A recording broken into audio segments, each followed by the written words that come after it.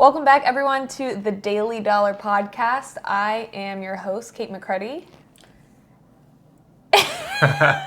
Here with Art Morrison. You usually give me like some words. Normally you talk while I say, and I'm here with...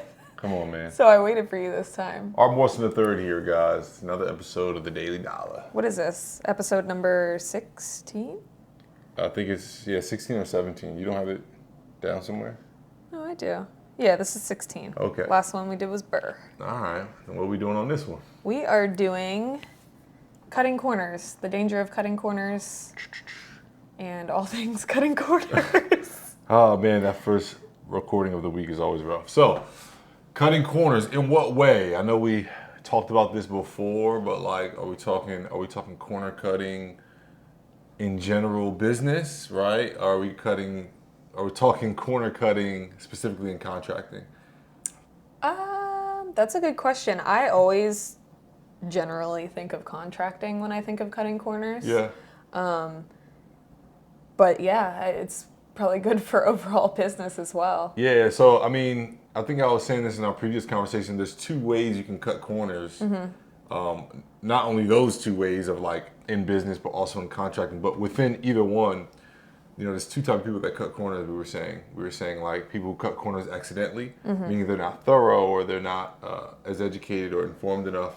And then there's the people who cut corners intentionally to save a dollar or I don't know, get things done quickly, get over on people. Yeah, mischievously put more dollars in their pocket. Yeah, mischievously, maliciously, which is, commonly the situation in when you're dealing with contractors, which is why they get a bad name. But I want to kind of talk about the cutting corners in like general entrepreneurship and business. Okay. Yeah, for a second, because like in real estate, there's so many ways you can save money. Yeah. Like because it's so much money involved. So you're talking about hundreds of thousands of dollars every single transaction that are being distributed among 10 different people. You got attorneys, you got contractors, you got title agents, you got lenders, you got the seller, you got the buyer, right? So much money flying around in a transaction. So it's natural, if you're looking out for the best interest of your business, to think that cutting corners, which can be confused for saving, right, or being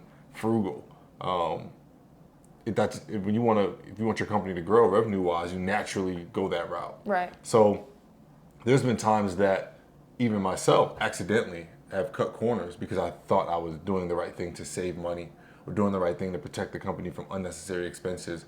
And what it ended up doing is biting me in the butt. Do you have like a specific example of that? I mean, we can use the inspection example again. Just kind of rushing through the deal, not utilizing my full due diligence period, and just kind of skipping the inspection, saying I'll get the inspection after the appraisal, after spending $5,000 on the appraisal because I was so sure of myself that I was going to buy the property. What else? I mean, an attorney, like going with a cheaper attorney who may or may not pay less attention to your deals and not be as protective as you need them to be in deals. That's a really obvious one. I mean, we got two attorneys. One charges, I think, $500 or $600 less than the other. Yeah. But the more expensive attorney has more experience. He has litigation experience, so he also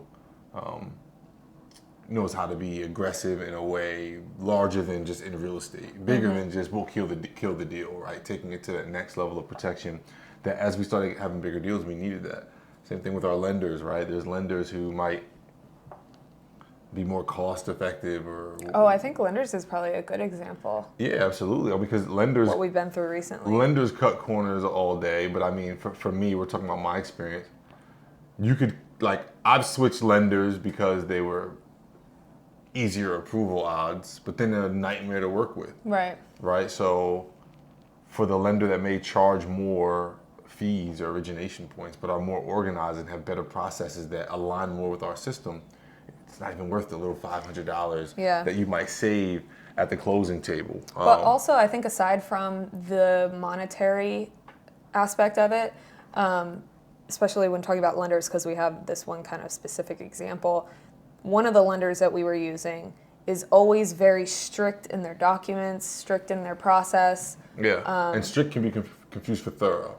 Thorough, yeah. So thorough would be It depends on probably if a you're better talking word. bad about them or good about them. Well, we use strict because we were kind of frustrated with them. It's like, okay, we do deals with you all the time. Why can't we just get this a faster moving process Yeah. for us specifically?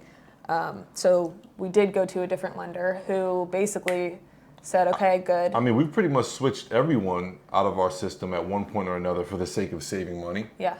And then we realized that, hey, yeah, we saved money, but did we cut a corner there? Yeah. Did we do something that was actually detrimental to the business, all for the sake of the business making more revenue, ultimately not being more worth it to the business? Right. Which is huge. So, to kind of segue into the contracting piece, when you're talking about, like, what we just talked about was all intellectual corner cutting. When you're talking about people who actually work with their hands and people who actually are physically investing energy into your property, Yeah. right? Not their property, unless you're a contractor and you own it, then you really need to pay attention to this. But physically putting actual sweat equity and elbow grease into the property, it's very easy to cut corners because even the communication route of, like, I could say I want this painted white and you painted it white. Right. So, like, you're not wrong, but, like, you didn't paint 2 layers because or 2 coats, excuse Yeah. me, because it's a flip and it's not, I'm going to be selling it. So, like, who cares? But now, who knows if the buyer, and we've had this happen, the buyer might be a contractor or a painter, him or herself, and walk in and see, they only did 1 coat of paint. That's a bad sign. If they cut corners there, maybe they cut corners in other places. Right. And the list can go on in ways that contractors could cut corners, but the biggest thing is it's important not to. Right. And I mean, I guess I'll let you talk about why, from a contracting perspective, you can't cut corners. You would think it's very obvious, but Yeah. what's one reason why you wouldn't want to cut corners in it? Oh, well, you don't want a bad reputation. Reputation is definitely number one. Especially, I mean, because I'm also the person at the end who's the face of the deal, the realtor, Yeah. representing you Yeah. or United Home Relief as a company. So for me as a realtor, that's huge because I don't want to be known as the person who sells those crappy flipped houses. that they cut a ton of- You're absolutely right.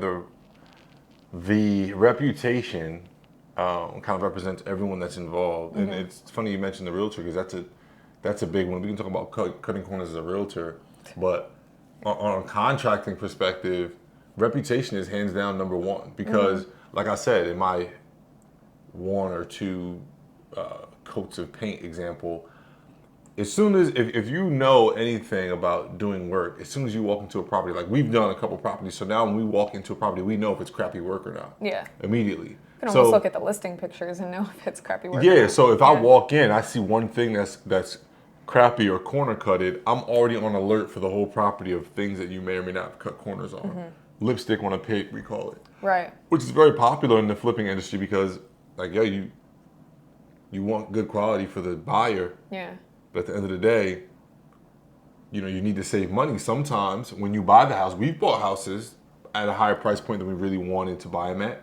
So we had to do construction at a lower amount. Like, the numbers gotta work. Yeah, so that And- kind of brings me to what I was going to say next. Yeah. Was we're very meticulous. You and I are perfectionist type people, so we want everything to be great, look good, and be perfect. Yeah. So when is it not acceptable, or when is it okay, I guess, to cut corners? Does it ever make sense? Well, I love our philosophy because it's like, if you're gonna do it great. So we can walk into a house and say, this is what needs to be done here to get maximum dollar and sell quickly. And we're gonna do those things to the fullest. Right. Whenever we're not able to do one of those things, we sit down and really allocate energy into mitigating what we do and don't do to still reach our numbers and reach our goals. As opposed to the other option of just, we're going to do everything that we said we're going to do, we're just going to do it at cheaper cost, cheaper materials, Right. and wherever we can save money, but still do it. So instead of delivering an overall crappy property, but you cross the checklist of what needed to be done for the property to reach a number. And I might eat these words later as we grow. Right. But as of now, being that we've sold all our properties in a week, Yeah. we haven't had an issue selling any properties. It's like, I think that we are really good at deciding. Yesterday we had a decision to make at our newest property of whether or not, like, one of the bathrooms downstairs it's a full bathroom right now, Right. but it's small. Yeah. So if we remove the shower, which was also really small. Like I couldn't shower in it. Right. If we remove it, it makes it a half bath. That might throw off the appraisal a little bit. It might throw off the comps. Right. Because it's a half instead of a full. But it also might make more sense for the buyer, and it already lets everyone know, hey, we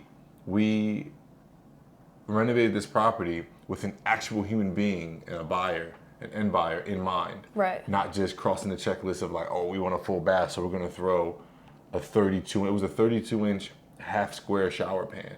Yeah. Like there's no way. My shoulders by themselves are 46 inches, right? So I don't know. So like maybe I could shower. Maybe you could shower, right? Right, And yeah. still not comfortably. So it's like, Yeah. okay, let's just remove the shower. Any money that we may have saved from there, let's put it somewhere else so that we can Right. make it back. That was, yeah. Or again, like the property, and I wish we could, I mean, it's video, but like the property, the plumbing was done, the electric was done, Yeah. the framing was done as we bought it. Like we bought a foreclosure from someone else who was flipping a property Right. and couldn't afford to finish it. So we could have just finished their work, patched it up, and got out of there and made money. For sure made money. But instead we had to change a lot of things because A, they didn't do good work. So instead of just covering up their crappy work, we're gonna redo it the way that, you know, we do our stuff because our reputation is at stake. And then additionally, like,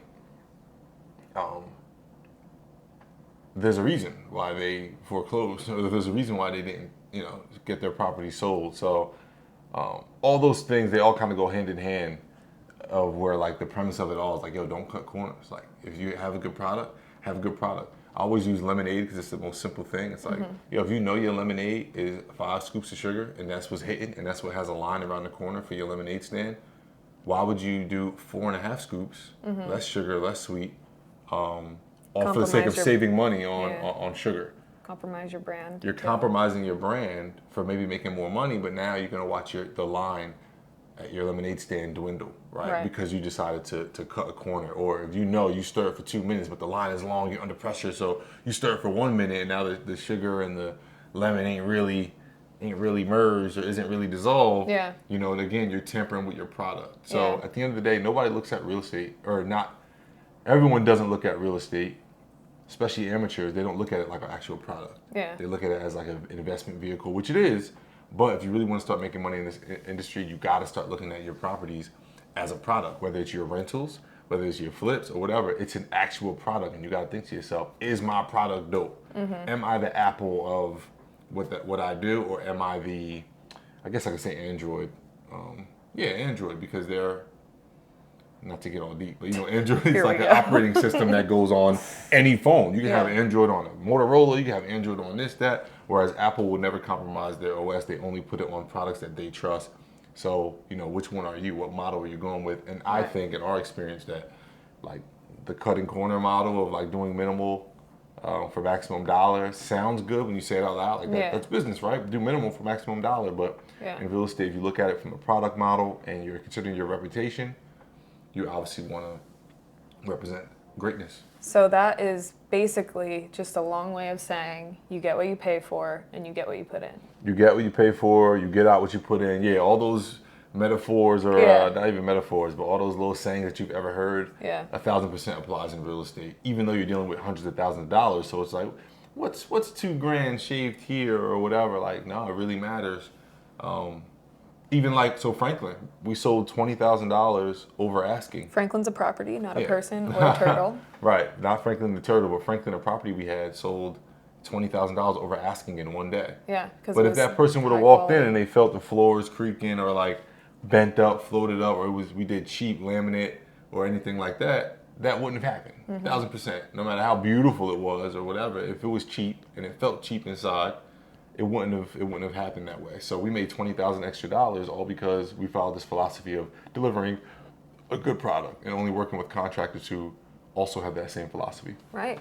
Dope. So don't cut corners. Yeah. Don't compromise your brand. Yeah. And you'll be good. And make sure you like, share, subscribe our podcast. Where? YouTube? YouTube, Apple Podcasts, Google Podcasts, Spotify.